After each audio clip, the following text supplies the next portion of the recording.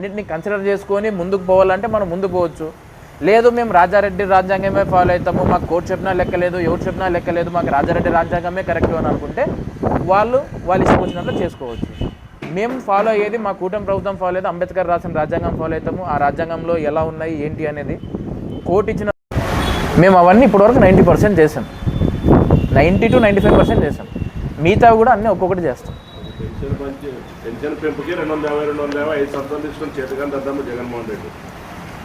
మేము at a time 1000 రూపాయలు పెంచినాం. ఇప్పుడు ఫర్ ఎగ్జాంపుల్ ఇదే పెన్షన్సే తీసుకుంటే మా వెంకటేష్ మాట్లాడినట్టు పక్కన కర్ణాటకలో ఎంత ఇస్తున్నారు, 1200 ఇస్తున్నారు పెన్షన్, నాకు తెలిసినంత వరకు అంతే అనుకుంటా. పక్కన తమిళనాడులో కూడా తక్కువే, మనకన్నా ధనిక రాష్ట్రాలు అవి రెవెన్యూ పరంగా.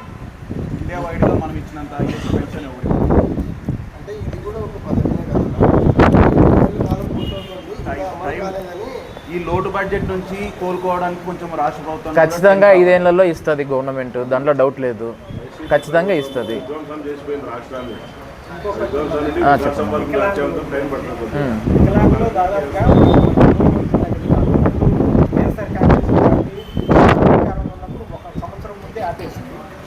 ఏం ఆపేసిందన్న?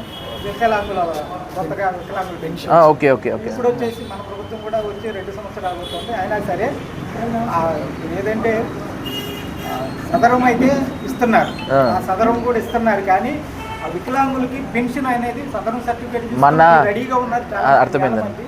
అయినా సరే ఇంకా వికలాంగులు ఎవరైతే పెన్షన్లు అయితే రావట్లేదు. దీని మీద మన ఆదోనికి నారా లోకేష్ అన్న వచ్చినప్పుడు కూడా నారా లోకేష్ అన్న చెప్పాడు, పబ్లిక్ స్టేట్మెంటే ఇచ్చాడు. ఏమని, రానున్న 2-3 నెలల్లో కొత్త పెన్షన్లు అనేది రిలీజ్ చేస్తున్నాము అని చెప్పనేసి పబ్లిక్ స్టేట్మెంట్ ఇచ్చాడు. ఆయన పబ్లిక్ స్టేట్మెంట్ ఇచ్చాక ఇంకా నేను ఎంతన్నా చెప్పడానికి దాంట్లో ఆయనే చెప్పాడు. సీఎం తర్వాత సీఎం ఆయన ఇంకా అందరు ఆయన పెన్షన్స్ అన్నాడు పెన్షన్స్ అన్నాడు. పర్టికులర్గా నార్మల్ ఉమెన్ పెన్షన్స్ అనలేదు, వికలాంగుల పెన్షన్స్ అనలేదు, ఓల్డ్ ఏజ్ పెన్షన్స్ అనలేదు, పెన్షన్స్ అన్నాడు. నేను అనుకోవడం ప్రతి పెన్షన్ని ఇప్పుడు రానున్న 2-3 నెలల్లో రిలీజ్ చేస్తారు. ఆయన కూడా అదే మాటే చెప్పాడు. అంత పెద్ద ఆయన ఆ మాట చెప్పాక ఇంకా మేము చెప్పడం అది అన్నెసరీ. రెడీయా? అందరికి నమస్కారం. ఇవాళ ఆదోని తెలుగుదేశం పార్టీ కార్యాలయంలో ప్రెస్ మీట్ పెట్టడానికి ముఖ్య కారణం వైసీపీ వాళ్ళు చేస్తున్న డిఎస్సి పైన ఆరోపణల్ని వ్యతిరేకించడానికి పెట్టడం జరిగింది. నేను గత నెల రోజుల నుంచి చూస్తున్నాను వైసీపీ వాళ్ళ ఆరోపణలు. ఎంతసేపు ఉన్నా అక్రమాలు జరిగాయి, స్కామ్ జరిగాయి, ఎంత ఫ్రాడ్ జరిగింది, పేపర్ లీక్ అయ్యింది అని ఇలాంటి ఫేక్ ప్రచారాలు ఎక్కువ చేస్తున్నారు. ఈ ఎగ్జామ్ లాస్ట్ ఇయర్ జరిగింది, డిఎస్సి సంబంధించిన నోటిఫికేషన్ లాస్ట్ ఇయర్ వచ్చింది, అపాయింట్మెంట్ ఆర్డర్స్ వచ్చింది లాస్ట్ ఇయర్ సెప్టెంబర్లో వచ్చినాయి. సెప్టెంబర్ నుంచి ఇప్పుడు వరకు ఏం చేస్తున్నారు వైసీపీ నాయకులు? నిద్రపోతున్నారా? First question. రెండో విషయం, బ్రిడ్జ్ గేమ్ అనేది ఒకటి పెట్టారు, పేకాటకు సంబంధించిన గేమ్ పెట్టారు. పేకాట ఎందుకు పేకాట ఆడిచ్చే గేమ్ దానికి ఎందుకు పెడుతున్నారు మీరు స్పోర్ట్స్ కోటాలో అని చెప్పని అంటున్నారు వైసీపీ నాయకులు. బ్రిడ్జ్ గేమ్ అనే గేమ్ని స్పోర్ట్స్ జీవోలో ఇంక్లూడ్ చేసిన జీవో April 19, 2025 రిలీజ్ అయింది. ఈరోజు రిలీజ్ అయిన జీవో కాదు అది, April 19, 2025 జీవో రిలీజ్ అయిన రోజు ఏం చేస్తున్నారు వైసీపీ నాయకులు? జీవో రిలీజ్ అయిన రోజే వ్యతిరేకించవచ్చు కదా. మీరు బ్రిడ్జ్ గేమ్ని ఎందుకు ఇంక్లూడ్ చేశారయ్యా, అది పేకాట కదా, ఇంక్లూడ్ చేయకండి, తీసేయండి అని చెప్పనేసి ఆ రోజే మాట్లాడచ్చు కదా. ఆ రోజు మాట్లాడలేదు. అందరికి అపాయింట్మెంట్ ఆర్డర్స్ వచ్చాక, సెలెక్షన్ ప్రాసెస్ అయ్యాక, అందరు ఉద్యోగాలకు వెళ్ళాక, కూటమి ప్రభుత్వానికి మైలేజ్ బాగా వచ్చిందని చెప్పనేసి ఈరోజు బయటకు వచ్చి మాట్లాడుతున్నారు. వాళ్ళు ఈ రోజు కూడా ఎందుకు వచ్చి మాట్లాడుతున్నారు? కేవలం మన ఢిల్లీలో జంతర్ మంతర్లో జెన్జీ వాళ్ళు చేసిన ఉద్యమం అనేది సక్సెస్ అయిందని చెప్పనేసి అదొక్క ఆలోచనతో జెన్జీ ఉద్యమం బాగా జరిగింది, మనం కూడా అట్లా పొలిటికల్ గెయిన్ తెచ్చుకుందాము, జనాల్లో పొలిటికల్గా మనం గెయిన్ అవుదాము అని చెప్పనేసి వెనకబడిపోయామని చెప్పనేసి ఇప్పుడు కొత్తగా వచ్చి జెన్జీ వార్ అనేది స్టార్ట్ చేస్తారు. ఏదో వాళ్ళు జెన్జీ వార్ అంటే అందులో జెన్జీలు ఎవరు లేరు, మళ్ళీ ఒక్కరూ లేరు జెన్జీలు, అందరూ ఏజ్డ్ పర్సన్సే ఉన్నారు కానీ జెన్జీలు లేదు. మన ఢిల్లీలో జరిగిన జెన్జీ వార్ తీసుకుంటే ఇదే ప్రాసెస్లోనే అందరు జెన్జీలే ఉన్నారు, దాన్ని జెన్జీ వార్ అంటారు, దీన్ని జెన్జీ వార్ అని అన్నారు. ఎంతసేపు ఉన్నా బ్రిడ్జ్ గేమ్ని పేకాట అని అంటున్నారు వాళ్ళు. బ్రిడ్జ్ గేమ్ అనేది ఇంటర్నేషనల్ ఒలింపిక్ అసోసియేషన్ వాళ్ళు, కమిటీ వాళ్ళు రికగ్నైజ్ చేసిన గేమ్ అది. మన ఏషియన్ గేమ్స్లో కూడా బ్రిడ్జ్ గేమ్ అనే దానికి చాలామంది మెడల్స్ గెలుచుకున్నారు. అండ్ మన ఆంధ్రప్రదేశ్లో బ్రిడ్జ్ గేమ్కి సంబంధించిన ఒక్క ప్లేయర్ కూడా టీచర్గా ఎన్నిక అవ్వలేదు. ఇది మెరిట్ లిస్టు. ఎవరికి కావాలన్నా పంపిస్తా, వైసీపీ నాయకులకు కానీ మీడియా వాళ్ళకి కానీ ఎవరికైనా పంపిస్తాను. ఇది మెరిట్ లిస్ట్. గవర్నమెంట్ యాప్లో కూడా ఉంటుంది, ఇది గవర్నమెంట్ క్రీడా యాప్లో కూడా ఉంటుంది, లేదా శాప్ వెబ్సైట్లో కూడా ఉంటుంది. మీరు డౌన్లోడ్ చేసుకోవచ్చు. డౌన్లోడ్ చేసుకున్నాక ఇక్కడ ఒక ఆప్షన్ ఉంటుంది, వాళ్ళ సర్టిఫికేట్స్ని వెరిఫై కూడా చేసుకోవచ్చు మీరు. క్రీడా యాప్ ఇప్పుడు ఫర్ ఎగ్జాంపుల్ స్పోర్ట్స్ కోటాలో ఒకరికి ఉద్యోగం ఇవ్వాలి అని అంటే సర్టిఫికేట్ వెరిఫికేషన్ జరుగుతుంది. ఏ విధంగా జరుగుతుంది సర్టిఫికేట్ వెరిఫికేషను? ప్రతి ఒక్క గేమ్కి, ప్రతి ఒక్క స్పోర్ట్కి ఫెడరేషన్ ఉంటుంది. ఫెడరేషన్ ఆఫ్ ఇండియా అని చెప్పని వాళ్ళ స్పోర్ట్ పెట్టుకొని ఫెడరేషన్ ఆఫ్ ఇండియా అని ఒక బోర్డు ఉంటుంది, గవర్నింగ్ కౌన్సిల్, అది ఢిల్లీలో ఉంటుంది. వాళ్ళు మొత్తం వీటిని ఆర్గనైజ్ చేస్తారు. వాళ్ళకి స్టేట్ వైజ్డ్గా అసోసియేషన్స్ ఉంటాయి. ఫర్ ఎగ్జాంపుల్ మన cricket association, volleyball association, handball association, ఇట్లా అసోసియేషన్స్ ఉంటాయి. అసోసియేషన్స్ ఇష్యూ చేసిన సర్టిఫికేట్స్తోనే వాళ్ళు స్పోర్ట్స్ కోటాకి ఎలిజిబుల్. ఆ సర్టిఫికేట్స్ వాళ్ళతో ఉంటేనే వాళ్ళు స్పోర్ట్స్ కోటాలో వాళ్ళు అప్లై చేసుకోగలుగుతారు. వాళ్ళ సర్టిఫికేట్స్తో సహా గవర్నమెంట్ అనేది ముందు పెట్టింది. మెరిట్ లిస్ట్ రిలీజ్ చేసినప్పుడు పెట్టింది. మెరిట్ లిస్ట్ ఎప్పుడు రిలీజ్ చేసింది గవర్నమెంట్? లాస్ట్ ఇయర్ ఆగస్టులోనే రిలీజ్ చేసింది. బట్ స్టిల్ పేకాటకి కూటమి ప్రభుత్వం ఉద్యోగాలు ఇస్తుంది అని మాట్లాడుతున్నారు. లాస్ట్ ఇయర్ ఆగస్టులోనే రిలీజ్ చేస్తే మీరు ఆగస్టులో ఎందుకు మాట్లాడలేదు? ఎవరికి జాబ్ రాలేదు కదా. ఆ రోజు పేకాటని ఎందుకు మాట్లాడలేదు? ఈ రోజుకి ఎవరికి జాబ్ లేదు దాని బ్రిడ్జ్ గేమ్ దాంట్లో. బట్ ఈరోజు మీరు ఎందుకు మాట్లాడుతున్నారు? పొలిటికల్ గెయిన్ కోసమే కదా మీరు ఈరోజు మాట్లాడుతుండేది. మరి కోర్టులో పిల్ వేస్తారు. పిల్ అనేది ఎందుకు వేస్తారు? పబ్లిక్ ఇంట్రెస్ట్ ఉంటే, ఏదైనా ఒక సబ్జెక్ట్ మీద పబ్లిక్ ఇంట్రెస్ట్ ఉంటే దాని మీద పిల్ వేస్తారు. కానీ వైసీపీ నాయకులు వాళ్ళే పిల్ వేస్తారు. కోర్టు కూడా వెరీ క్లియర్గా ఇచ్చింది. ఇది మన లోకల్ న్యూస్ పేపర్స్ కూడా కాదు, నేషనల్ మీడియాలో వచ్చిండేది. ఏది జడ్జి ఏమన్నారు అనేది కోర్టులో కూడా వెరీ క్లియర్గా జడ్జి ఏం చెప్పారు?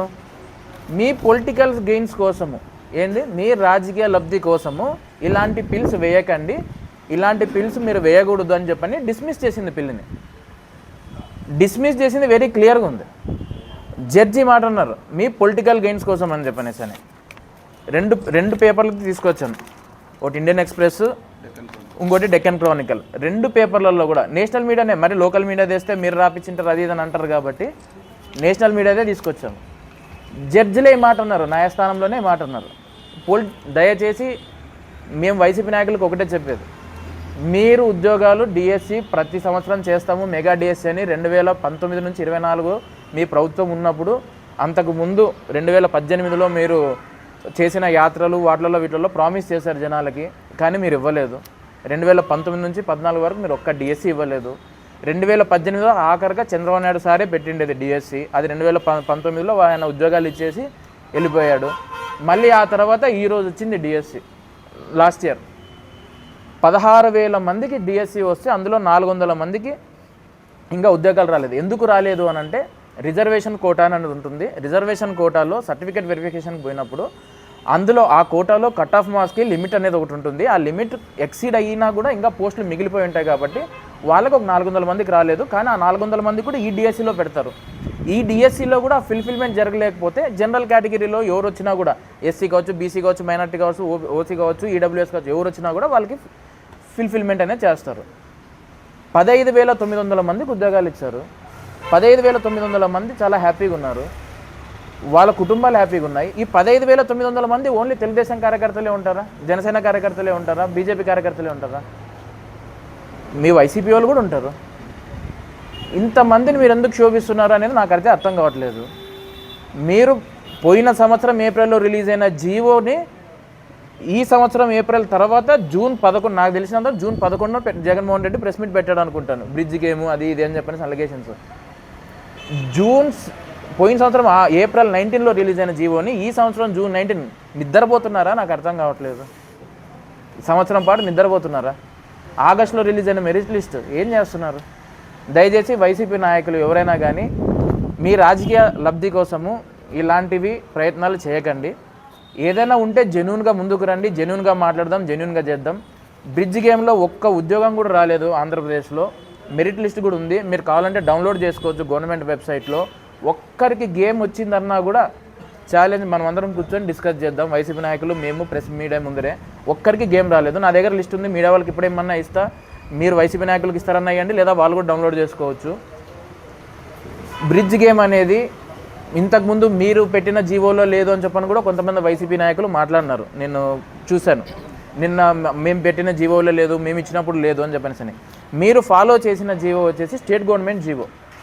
యూత్ ఫెడరేషన్ అనేది, స్పోర్ట్స్ యూత్ ఫెడరేషన్ అనేది చెప్పేసి ఒక ఇది ఉంటుంది, మన సెంట్రల్ గవర్నమెంట్లో ఉంటుంది.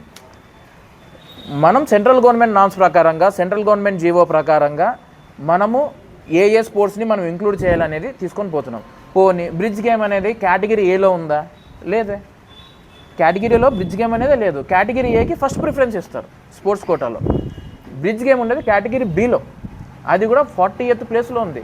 ఇది మనం పెట్టిండేది కాదు, ఇది సెంట్రల్ గవర్నమెంట్ పెట్టిండేది. 2015లో సుప్రీంకోర్టు రూలింగ్ ఉంది, బ్రిడ్జ్ గేమ్ని అఫీషియల్గా స్పోర్ట్స్ కోటాలో ఇంక్లూడ్ చేయమని చెప్పని సుప్రీంకోర్టు చెప్పిందే ఉంది 2015లో. వాళ్ళకి తెలియకపోతే సుప్రీంకోర్టు ఇచ్చిన కేస్ ఫైల్ నెంబర్ కూడా నేను ఇస్తా, వాళ్ళని దాన్ని చదువుకోమను, తెలిసిన లాయర్లకి చూపించుకోమని చెప్పండి. నేనేం ఇది చెప్పను. సుప్రీంకోర్టు రూలింగ్ కూడా ఉంది, 2015లో ఇచ్చింది. మనకు రాజ్యాంగం, అంబేద్కర్ గారు రాసిన రాజ్యాంగం ప్రకారంగా సుప్రీంకోర్టు గైడ్లైన్స్ని అన్నింటినీ కన్సిడర్ చేసుకొని ముందుకు పోవాలంటే మనం ముందుకు పోవచ్చు. లేదు మేము రాజారెడ్డి రాజ్యాంగమే ఫాలో అవుతాము, మాకు కోర్టు చెప్పినా లెక్కలేదు, ఎవరు చెప్పినా లెక్కలేదు, మాకు రాజారెడ్డి రాజ్యాంగమే కరెక్ట్ అని అనుకుంటే వాళ్ళు ఇష్టం వచ్చినట్లు చేసుకోవచ్చు. మేము ఫాలో అయ్యేది, మా కూటమి ప్రభుత్వం ఫాలో అయ్యేది అంబేద్కర్ రాసిన రాజ్యాంగం ఫాలో అవుతాము. ఆ రాజ్యాంగంలో ఎలా ఉన్నాయి ఏంటి అనేది కోర్టు ఇచ్చిన రూలింగ్ ప్రకారంగా సెంట్రల్ గవర్నమెంట్ ఇంక్లూడ్ చేసింది. మేము దాన్నే, ప్రతి స్టేట్ కూడా సెంట్రల్ గవర్నమెంటే ఫాలో చేసే జీవో, మేము కూడా సెంట్రల్ గవర్నమెంట్ జీవోనే ఫాలో చేస్తున్నాం. దయచేసి వైసీపీ నాయకులు ఇలాంటి ఇష్యూస్ని అన్నెసరీగా వాళ్ళ రాజకీయ లబ్ధి కోసం మీరు చేయకూడదని చెప్తూ సెలవు తీసుకుంటున్నాను. Thank you.